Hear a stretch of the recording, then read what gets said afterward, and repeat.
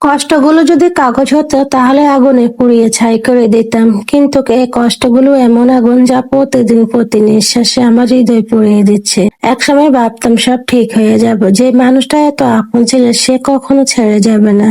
কিন্তু সময়ের সাথে বুঝেছি মানুষ বদলায়, অনুভূতি বদলায়, আর সবচেয়ে প্রিয় মানুষটাই একদিন অচেনা হয়ে যায়। এখন আর আগের মতো কাউকে বিশ্বাস করতে ইচ্ছে করে না, কারণ খুব কাছের মানুষগুলোর দেওয়া কষ্ট সবচেয়ে বেশি পোড়ায়।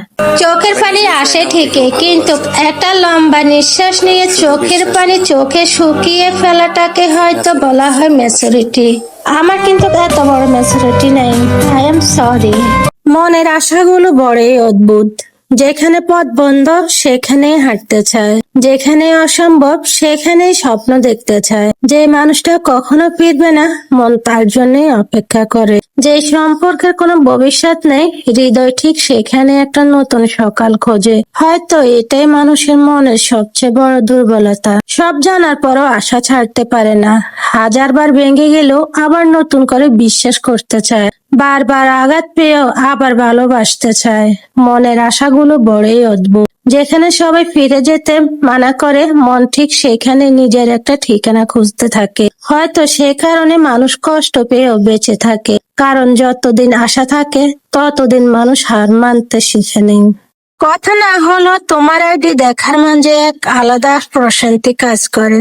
আগের মতো আর কথা হয় না, না আছে রাত জাগা গল্প, না আছে অভিমান ভাঙানো মুহূর্ত। তবু অজান্তে প্রতিদিন তোমার আইডিতে একবার ঢু মারা হয়। হয়তো তুমি জানেও না তোমার একটা নতুন ছবি, একটা ছোট স্ট্যাটাস আজও নিঃশব্দে ভালো লাগে তৈরি করে।